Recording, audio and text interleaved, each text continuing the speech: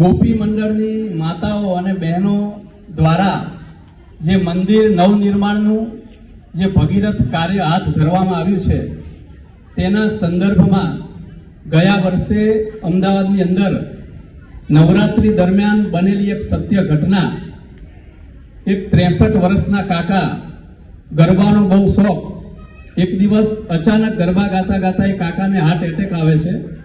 પરિવારજનો બધા હોસ્પિટલમાં લઈ જાય છે, ડોક્ટર પમ્પિંગ કરે છે, આઈસીયુમાં લઈ જાય છે, બાયપાસનું ઓપરેશન કરે છે અને કાકા બચી જાય છે.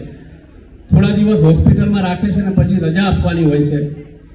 હોસ્પિટલનું બિલ 5 લાખ રૂપિયા આવે છે. બિલ જોઈને કાકાની આંખોમાંથી આંસુ આવી જાય છે. ડોક્ટરને થાય છે કે પરિવાર તો બહુ સુખી સંપન્ન છે, છતાં કાકાની આંખોમાંથી આંસુ કેમ? કાકાને પૂછે છે તમારે તો ખુશ થવું જોઈએ, તમારો જીવ બચી ગયો. ત્યારે કાકા જે જવાબ આપે છે ને, એ જવાબ જો હૃદયની અંદર ઉતરી જાય, એ જવાબ જો જીવનમાં ઉતરી જાય ને, તો આ નવરાત્રી સાર્થક થઈ એવું ગણાય. એ કાકા કહે છે મારી કેપેસિટી બહુ સારી છે, 5 લાખની જગ્યાએ 10 લાખ રૂપિયા પણ હું વાપરી શકું એમ છું, પણ આજે જીવનમાં પહેલી વાર એવો અહેસાસ થયો છે કે મારા એક ધબકારાને ચાલુ રાખવા માટે તમે 5 લાખ રૂપિયા માંગ્યા છે. મારી માતાજીએ, મારી અંબાએ 63 વર્ષ સુધી મારા ધબકારા ચાલુ રાખ્યા છે, એમનો ઉપકાર હું કઈ રીતે ચૂકવી શકું?